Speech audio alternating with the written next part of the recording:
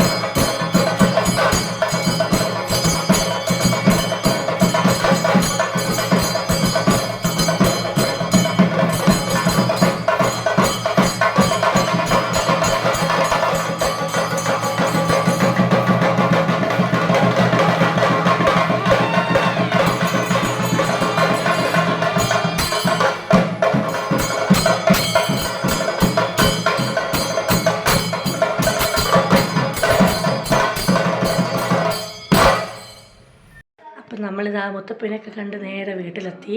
ഇപ്പോൾ സമയം ഏകദേശം ഒരു 7 മണിയൊക്കെ ആവാറായിട്ടുണ്ട്.